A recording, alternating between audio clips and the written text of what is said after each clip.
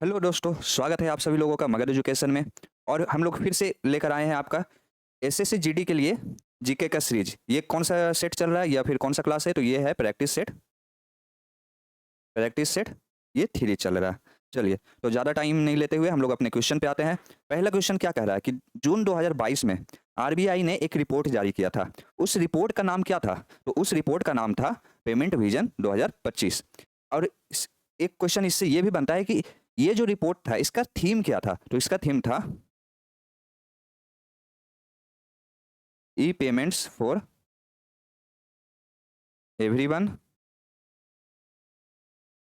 Everywhere, every time. या फिर इसे ऐसा बोल सकते हैं, ये देखिए, एक ई, दो ई, तीन ई, चार ई। तो इसे बोल सकते हैं क्या? फोर। चलिए, ठीक है। तो अब हम लोग अगले क्वेश्चन पे बढ़ते हैं। अगला क्वेश्चन हमारा क्या कहता है?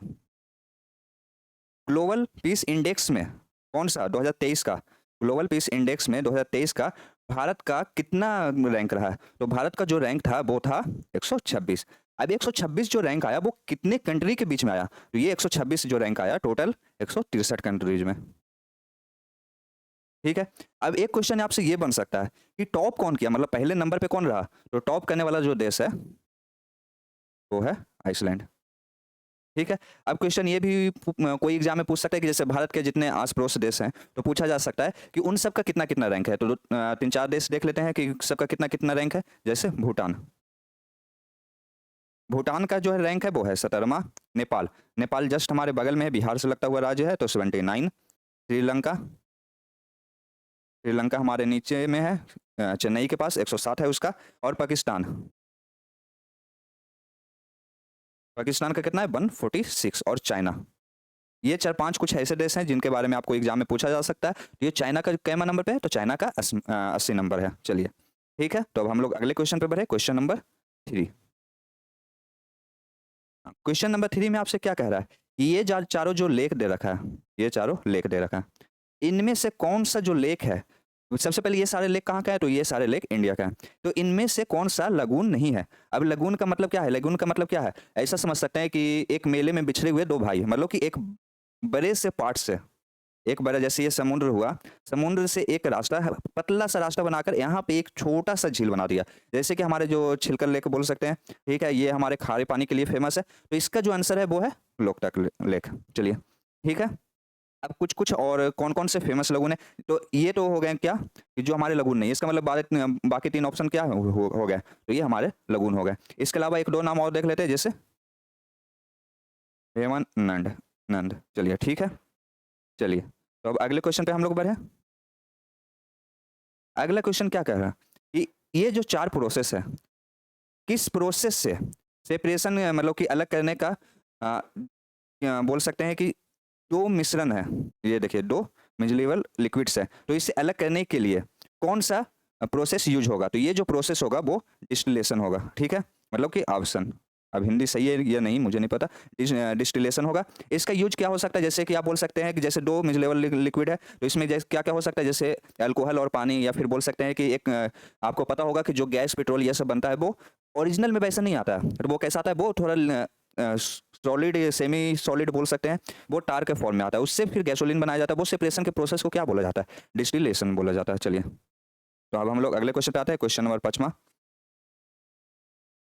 गुलमर्ग में, गुलमर्ग कहाँ है? गुलबर्ग कहाँ है? तो ये है गुलमर्ग, अलग जगह है, ये गुलबर्ग है। गुलबर्ग कहाँ है? कर्नाटका में। कर्नाटका में एक बहामनी मोनूमेंट्स है। ठीक है, ये कौन से आर्किटेक्चर को दिखाता है? तो ये कौन सा आर्किटेक्चर को दिखाता है? तो ये दिखाता है डेक्कन को। ठीक है।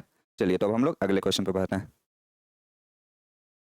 Question number 6। ठीक है, क्वेश्चन नंबर 6 में कह रहा है कि हमें एयर में, एयर या फिर गैस बोल सकते हैं, इनका क्या ह्यूमिडिटी है, ये अगर हमें नापना है तो हम लोग कौन से इंस्ट्रूमेंट का यूज करेंगे? तो हम लोग कौन से इंस्ट्रूमेंट का यूज करेंगे? तो हम लोग यूज करेंगे हाइग्रोमीटर। देखिए, यहाँ पे बस एक चीज का फर्क है, यहाँ पे जी है, यहाँ पे डी है। ये हाइग्रोमीटर, ये हाइड्रोमीटर। तो हाइड्रोमीटर का यूज हम लोग क्यों यूज करते हैं? तो हाइड्रोमीटर का जो हम लोग यूज करते हैं, हाइग्रोमीटर क्या हो गया? एयर या गैस का ह्यूमिडिटी नापने के लिए। हाइग्रोमीटर क्या हो गया? ये रेशियो बताता है लिक्विड के डेंसिटी का, डेंसिटी ऑफ लिक्विड से किसके? Density of water. ठीक है। अब ये रह गया एल्टीमीटर। एल्टीमीटर क्या बताता है, किसी चीज कौन मतलब कोई भी चीज कितना ऊंचा, जैसे आप ट्रेकिंग पे जाते होंगे, मतलब पहाड़ चढ़ रहे हैं, ये कितने ऊंचा आप जा चुके हैं, तो ये अब इसमें एक क्वेश्चन ये भी पूछा जा सकता है, जो ऊंचाई नापा जाता है वो किस लेवल से नापा जाता है, तो ये नापा जाता है सी लेवल से। सी लेवल से मतलब एल्टीमीटर का क्या यूज है, एल्टीमीटर का है कि एल्टीट्यूड मतलब ऊंचाई किसका, एक ऑब्जेक्ट का किस से नापा जाएगा, तो वो सी लेवल से नापा जाएगा, ठीक है। चलिए अब ये वोलोमीटर, इसका क्या यूज है, तो ये होता है इलेक्ट्रोमैग्नेटिक रेडिएशन नापने के लिए यूज होता है। चलिए तो अब हम लोग अगले क्वेश्चन पे बढ़ते हैं, क्वेश्चन नंबर 7। इनमें से कौन सा पोर्ट टाइडल पोर्ट नहीं है, ये आपका ये है, तो इनमें से कौन सा पोर्ट है, विशाखापट्टनम, कंडाला, टूटिकोरन या फिर चेन्नई, तो ये कंडाला पोर्ट जो है वो टाइडल पोर्ट नहीं है। टंडाला पोर्ट को और क्या भी बोल सकते हैं, तो टंडाला पोर्ट का जो ऑफिशियल नाम है, वो ऑफिशियल नाम क्या है, वो है दीन दयाल पोर्ट। और ये कहाँ पड़ता है, तो ये है कच्छ में, कच्छ डिस्ट्रिक्ट ऑफ गुजरात, मतलब गुजरात के अंदर एक कच्छ डिस्ट्रिक्ट है, वहाँ पे ये पोर्ट है। चलिए और ये कहाँ पे है, तो ये ट्रेड फ्री जोन में है, ठीक है। और बोल सकते हैं कि कार्गो के वॉल्यूम के हिसाब से ये सबसे बड़ा पोर्ट है, ठीक है।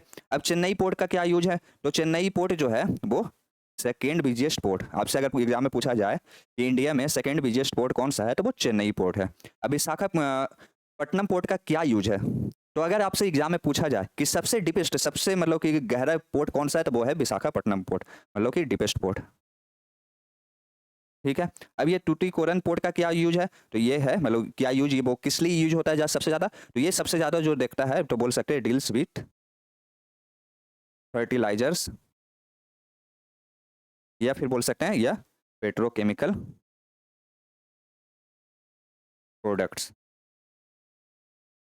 चलिए ठीक है, तो अब हम लोग अगले क्वेश्चन पे बढ़ते हैं, क्वेश्चन नंबर 8वां। क्वेश्चन नंबर 8वां क्या बोल रहा है, नेल्सन मंडेला इंटरनेशनल डे 2023 का थीम क्या था, तो इसका जो थीम था वो था the legacy lives on through your climate food and solidarity, ठीक है। अब क्वेश्चन ये बनता है कि इंटरनेशनल नेल्सन मंडेला डे कब मनाया जाता है, तो ये कब मनाया जाता है, तो ये मनाया जाता है, ये मनाया जाता है 18 जुलाई को। कब मनाया जाता है, 18 जुलाई को। चलिए तो अब हम लोग अगले क्वेश्चन पे बढ़ते हैं, क्वेश्चन नंबर 9वां। क्वेश्चन नंबर 9वां क्या कहता है, लेकोपीन पिगमेंट इन सब जितने भी फ्रूट या वेजिटेबल जो भी आपको दे रखे हैं, इनमें किस में पाया जाता है, तो ये पाया जाता है, आपको एक हिंट दे दे कि ये पाया जाता है, जो सबसे ज़्यादा पाया जाता है, जो लाल कलर का फल या फिर जो सब्जी है उसमें पाया जाता है, तो इसमें कौन सा हो जाएगा, तो इसमें हो जाएगा टोमेटो। अब लाल कलर के एग्जाम्पल में और कौन कौन सा हो जाता है जहाँ पे ये पाए जाते हैं, तो ये हो गए, और वाटरमेलन मतलब तरबूज, कैरोट मतलब गाजर, पपाया, या फिर सिर्फ लाल नहीं, वो पीला भी थोड़ा हो सकता है, तो पिंक गुआवा, ठीक है। ये सबसे ज़्यादा कहाँ पाया जाता है, तो ये लाल और गुलाबी कलर के फल या फिर सब्जी में पाया जाता है, ठीक है। चलिए तो अब हम लोग अगले क्वेश्चन पे आए, क्वेश्चन नंबर 10वां। क्वेश्चन नंबर 10वां क्या कह रहा है कि जो कॉन्स्टिट्यूशन ऑफ इंडिया, जो भारत के संविधान में 5 वर्षीय योजना जो था, वो किस देश से लिया गया था, तो ये कौन से देश से लिया गया था, तो ये लिया गया था रसिया से। कहाँ से, रसिया से, ठीक है। अब एक सबसे फेमस जो है वो है, देखिए दो है, एक फंडामेंटल ड्यूटीज, एक है फंडामेंटल राइट्स, ठीक है। फंडामेंटल ड्यूटीज जो है वो भी रसिया से ही लिया गया था, वो कहाँ से लिया गया था, रसिया से लिया गया था। लेकिन जो फंडामेंटल राइट्स है, ठीक है, ये कहाँ से लिया गया था, तो ये यूएसए से लिया गया था। यूएसए से और क्या क्या चीज लिया गया था, तो इम्पीचमेंट।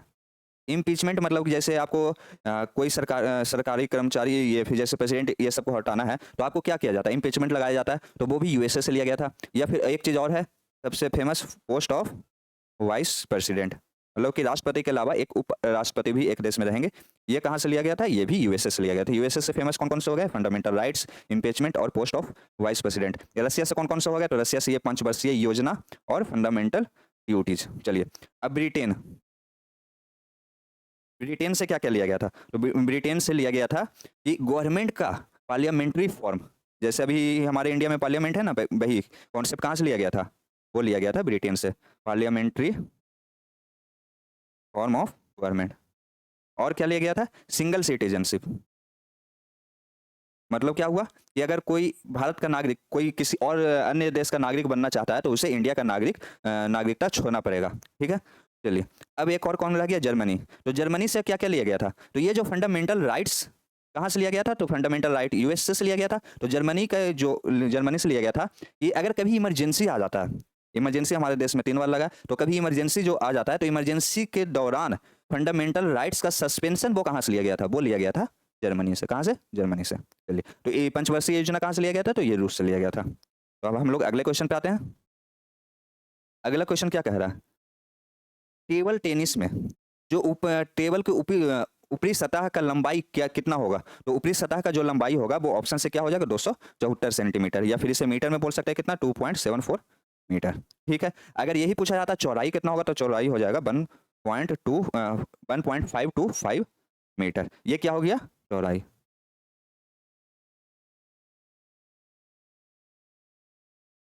चलिए, ठीक है, अब हम लोग अगले क्वेश्चन पे आ जाते हैं।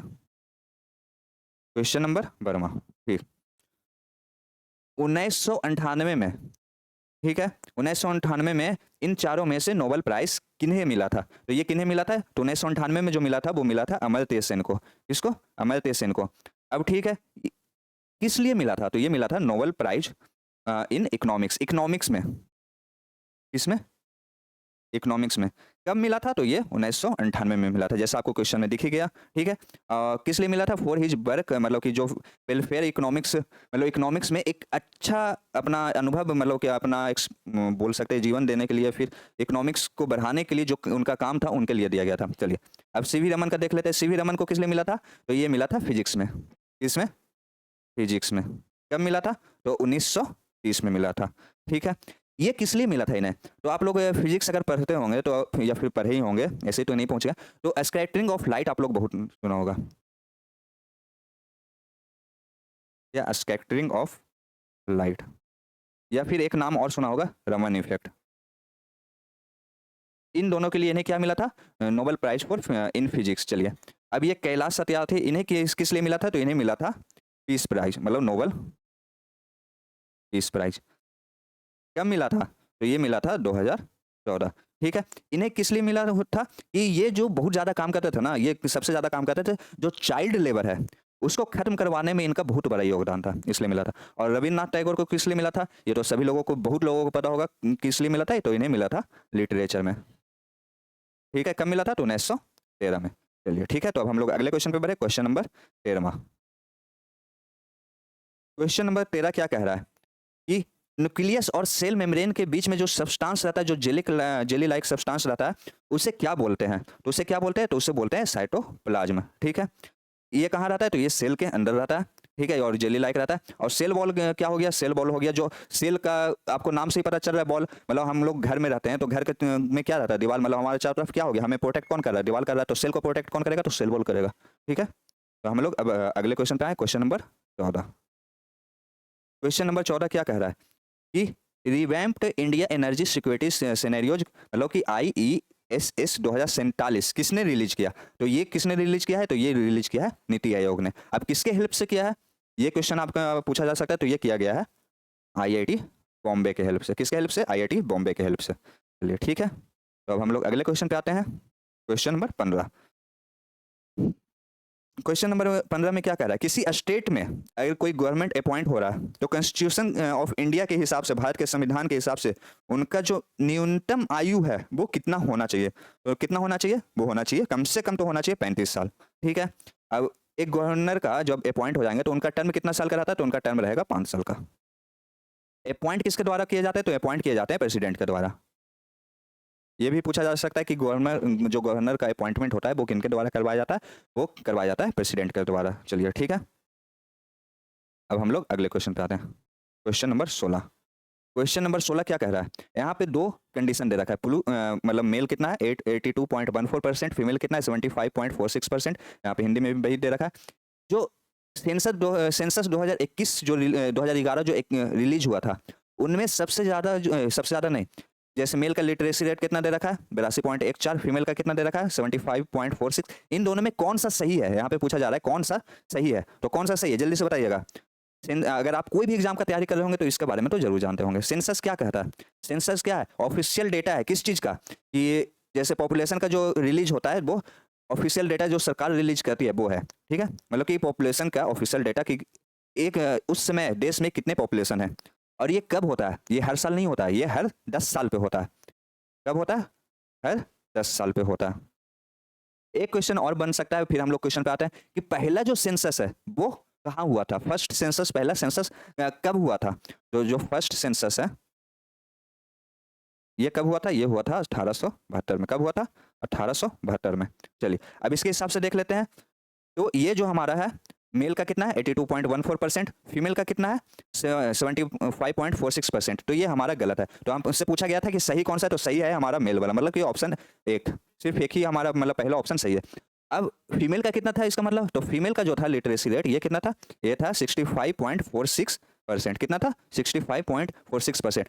अब आपसे ये पूछा जाए कि पूरे इंडिया में, मेल फीमेल छोड़ दीजिए, पूरे इंडिया लेवल पे कितना था? तो ये था 74.04%। सबसे हाईएस्ट कहाँ का था? तो सबसे हाईएस्ट जो था, सबसे हाईएस्ट जो था वो कहाँ का? वो केरला का। और सबसे लोएस्ट कहाँ का है? सबसे लोएस्ट जो है वो है बिहार का। चलिए ठीक है, तो अब हम लोग आगे बढ़े। Question number 18। क्वेश्चन नंबर 18 में क्या कह रहा है? एक पहले होता था क्या? National rural employment programme. ये मर्ज कर दिया गया 1989 में। किसके तहत? ये किस में मर्ज कर दिया गया? तो ये कर दिया गया जवाहर रोजगार योजना में। अब जवाहर रोजगार योजना जो लॉन्च हुआ था वो किसके द्वारा हुआ था? तो ये हुआ था राजीव गांधी के द्वारा लॉन्च हुआ था। कब लॉन्च हुआ था? तो ये लॉन्च हुआ था 1 अप्रैल 1989। 1 अप्रैल आप ऐसे भी याद रख सकते हैं जैसे कि हर गवर्नमेंट हमें मूर्ख बनाता है। 1 अप्रैल को क्या होता है? मूर्खता दिवस। तो हर गवर्नमेंट मूर्ख ही बनाता है कि आपको नौकरी मिलेगा, नौकरी मिलेगा, नौकरी मिलेगा। यहाँ पे भी आप ये रोजगार का ही बात चल रहा है। तो कब लॉन्च हुआ था? 1 अप्रैल 1989, 89। मतलब हमें मूर्ख बना दिया जाता है, इसे भी नौकरी के नाम पे मूर्ख बनाया जाता है, इसे याद रख सकते हैं, ठीक है। चलिए इंदिरा आवास योजना कब लॉन्च हुआ था? तो ये हुआ था 1985। और कौन सा है? Rural landless employment guarantee programme, ये कब हुआ था? तो ये हुआ था 1983। और एम्प्लॉयमेंट इंश्योरेंस स्कीम कब हुआ था? ये हुआ था 1993। चलिए ठीक है, तो अब हम लोग आगे बढ़े। Question number 18। गुप्ता पीरियड में ब्राह्मणों को दान में दी जाने वाली भूमि क्या कहलाती थी? जैसे खुश होकर, जैसे पहले के राजा महाराजा क्या कहते थे? अपनी जमीन को दान दिया कर दिया जाते थे, मतलब कर देते थे। या फिर अपने जो गले में पहने रहते थे, आप लोग बहुत सारे सीरियल में भी देखे होंगे कि गले में पहने हुए हैं, खुश होकर लो, ठीक है। तो वहां पे ब्राह्मण को जमीन दान किया जाता था। तो ऐसे ही दान कर दिया जाता था वैसे ही, लेकिन उसे कुछ बोला जाता था। तो उसे क्या बोला जाता था? तो उसे बोला जाता था अग्रहारा, ठीक है। अब ये बेलान भगई क्या है? बेलानवी गई क्या है? तो ये है कि जो नन ब्राह्मण्स थे, मतलब जो ब्राह्मण नहीं है, और या फिर बोल सकते हैं किसान को ये दिया जाता था, ठीक है।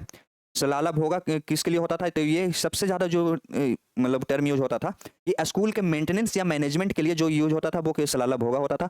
और देवादाना किस लिए होता था? तो ये हो जाता था मंदिर के लिए। या फिर ऐसा मंदिर के लिए याद रख सकते हैं कि देवा का मतलब क्या होता है? हमारे भगवान, मतलब देव। तो ये मंदिर के लिए होता था। स्कूल्स के लिए याद रख सकते हैं क्या? ये सा, ठीक है। और जैसे ये किसान के लिए होता था, तो इसमें आप देख सकते हैं, इसे ऐसा भी बोल सकते हैं भोजन। ऐसे दूर दूर तक तो लग नहीं रहा है, लेकिन ऐसा याद रख सकते हैं, ठीक है। Question number 19। क्वेश्चन नंबर 19 क्या कह रहा है कि मोहम्मद गौरी किसके फाउंडर थे? ये तो सेलेब डायनेस्टी नहीं, हाँ, इनमें से कौन सा मोहम्मद गौरी के कमांडर थे जो कि स्लेव डायनेस्टी के फाउंडर भी थे? मतलब मोहम्मद गौरी का जो स्लेव था वो मोहम्मद गौरी की हत्या कर कर वो अपना एक डायनेस्टी शुरू किया। और वो उस डायनेस्टी का नाम क्या था? Slave dynasty. वो कौन थे? तो वो थे कुतुबुद्दीन ऐबक। कौन? कुतुबुद्दीन ऐबक। मतलब इन्हें क्या बोल सकते हैं? Founder of slave dynasty. इन्हें एक और नाम से जाना जाता था, वो नाम कौन सा था? लखपत। मतलब ये दान बहुत करते थे, ठीक है। और आपको ऐसा पता चल ही गया कि ये मोहम्मद गौरी के क्या थे? ये कमांडर के रूप में पहले करते थे। और इनकी मृत्यु कब हो गई? तो 1210 एडी में। कब? ये जब अपना खेल खेल रहे थे। उसे खेल का नाम क्या था? ये बहुत बार पूछा जाता है, चौगान या फिर बोल सकते हैं पोलो, ठीक है। तो इनकी मृत्यु ये खेल खेलते टाइम हो गया। तो अब हम लोग आगे बढ़े। Question number 30। Father of Indian nuclear programme के नाम से कौन फेमस है? ये आपसे पूछा गया। तो ये कौन फेमस है? तो ये है होमी जे भाभा। कौन? होमी जे भाभा। इन्हें और किस नाम से बुलाया जाता था? तो इन्हें जो बुलाया जाता था, ये बुलाया जाता था आर्किटेक्ट ऑफ न्यूक्लियर एज, या फिर बोल सकते हैं architect of the atomic bomb. चलिए ठीक है।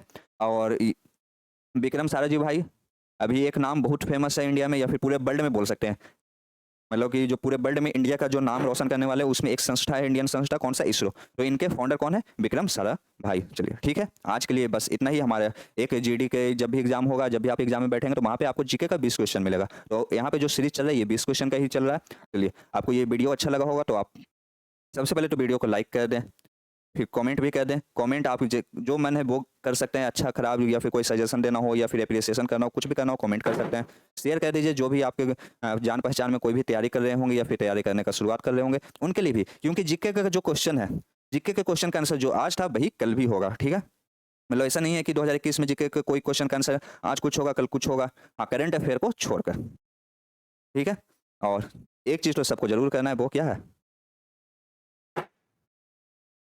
सब्सक्राइब। चलिए, थैंक यू।